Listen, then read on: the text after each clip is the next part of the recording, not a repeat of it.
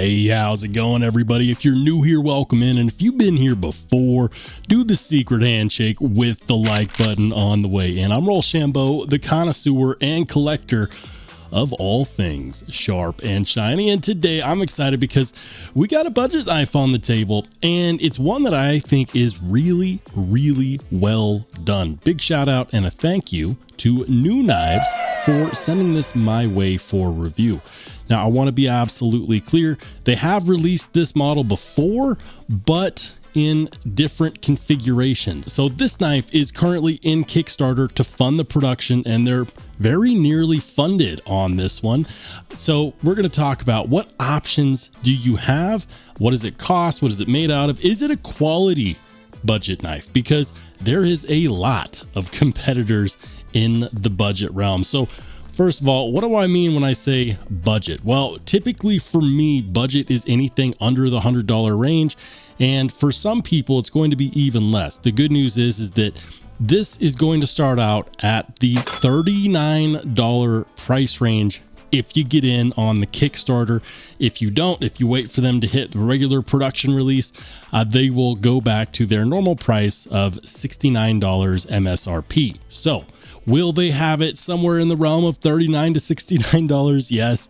But the big question is it worth it? Is it worth it in the sea of other budget knives that are currently out there? Well, I think that it might be for some very key reasons. Starting off with the spec sheet. We've got an overall length of just shy of 7 inches. It's going to come in at 6.9 inches, with 3 inches of that being the blade. Now, this specific variant is a black stone-washed hollow ground D2 blade. However, with this latest release on Kickstarter, they are also giving the option of a premium satin finish M390 option, which I think is pretty cool. Other options available aside from that are going to come in with carbon fiber handle scales. There will be Ultim handle scales, or you could get the new colors of G10, which on this one specifically is what I would call the reverse tux, which has a white G10 handle scale with a black stonewash blade. For deployment, we've got two options, and it's actually really good. We've got a front flipper, and the front flipper works really, really well. The detent on here seems tuned specifically for that. Then, of course, the other option is going to be this double-sided thumb stud, which also works rather well. Now, I do want to say right off the bat that whenever you have a black stonewash blade such as this, there is going to be a break-in period. However, I will state that with the ceramic detent ball, it's not going to take too long for it to wear in. It is actually very, very drop shut, which is quite nice. It is a liner lock, which for front flippers, I actually do appreciate, because you're not going to put too much pressure on a lock bar. On a front flipper, that means that you can do all the tricks rather easily. You can do the, the index rollover. You can go ahead and pop it from the front like this, which I'm not very good at, but you can do that. You could also, of course, do the reverse flick. It's a very fidgety knife in very simple and clean design terms.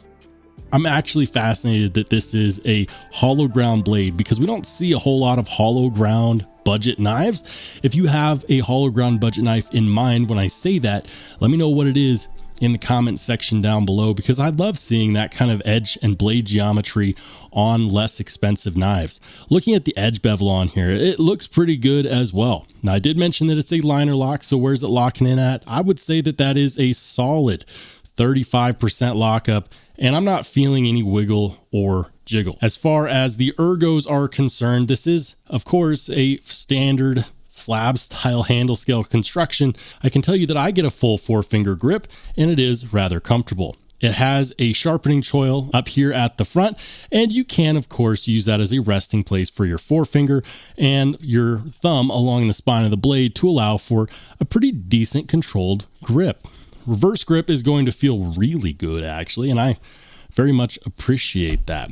It has a deep carry stamped steel pocket clip, and this steel pocket clip is going to be mounted in between the scale and the liner, and it is, of course, reversible. So lefties rejoice, you have an option here as well, should you decide that this is for you. I was a little bit disappointed that the one that they sent wasn't the titanium version, because I am a big fan of titanium on my knives. It feels premium. It's a little bit of extra weight, but I think that it would have looked really good, especially with this gorgeous black stonewash blade. They will have a titanium ND2 option available, but it won't be with the black wash blade. If you decide to go for that one's going to be coming in with an early bird price of about $89. I really think that that's a fair price, especially for, you know, good hollow ground D2 and titanium. The good news is, if you are someone like me who has previously purchased a product from New Knives, the scales are swappable. So despite the fact that they didn't send me one, I actually did purchase a New Knives U23 utility knife in titanium just a few months ago. And while I haven't been getting a ton of use out of that specific one, I do have the scales. And today we're going to actually do a quick time lapse, and we're going to install these and see just how easy these titanium scales are to install on the S13. That's what this is, by the way. They call this one the Companter S13. It's an odd name, sounds German. I'm not necessarily sure.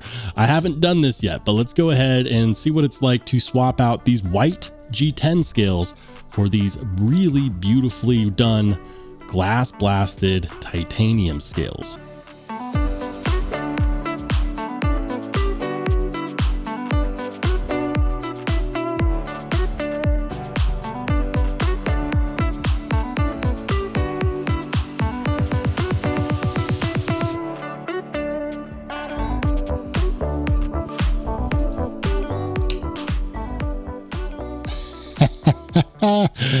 Guys, I can almost not believe it.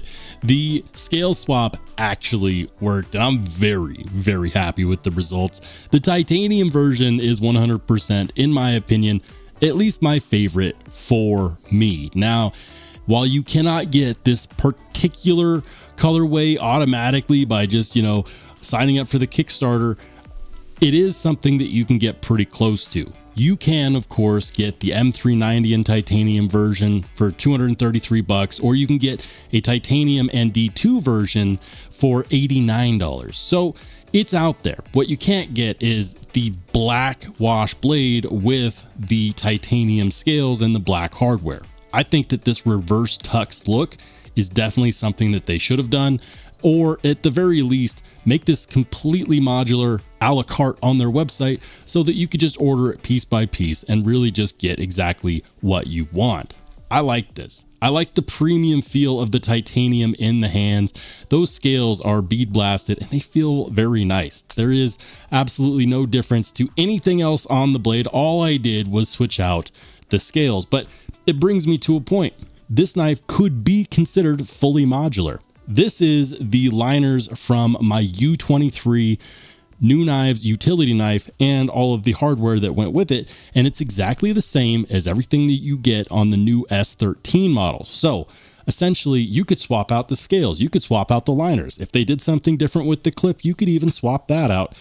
And why don't they? I have no idea. You could swap out the hardware. There we go. They could also throw in a backspacer, but that's aside from the point. I think that something that would be really cool is if New Knives were to go ahead and sell the parts a la carte. And I'm talking like, give me some fat carbon scale options, give me some more options, but just the scales, because the platform for this is highly modifiable, and that's exciting. As a knife enthusiast, that's something that I truly, truly enjoy. But let's go ahead and get back to the knife as a tool, because when people buy the less expensive knives, typically it is because they plan on using it and not just throwing it in a safe somewhere so that they can bring it out every once in a while for some sweet Instagram pics. So as a knife, the S13 functions very, very well.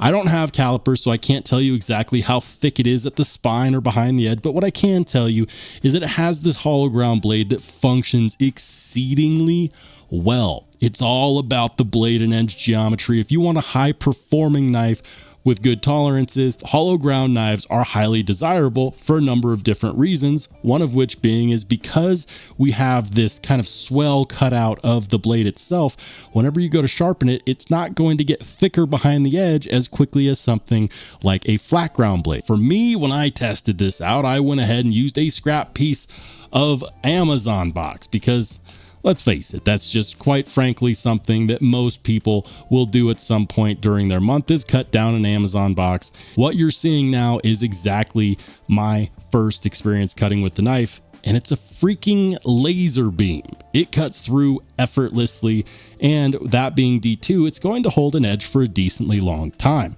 The HRC on the S13 is rated somewhere in the realm of 59 to 61, which for D2 steel, in my opinion, is pretty good.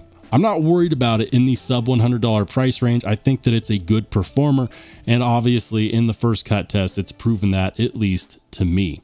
This isn't a large knife. It's not huge, but it is EDC sized and it's meant to be used. I'm curious to see what your thoughts are. What do you think of the S13 Companter? Is this one that you would consider putting in your pocket, or for some reason, would it be a pass for you? Let me know in the comment section down below. Guys, if you watch the video and you enjoy this content, don't forget to hit that subscribe button, which will pop up here in the corner. But if you do just want to watch some more awesome knife and EDC content, feel free to click on one of the videos that pops up next.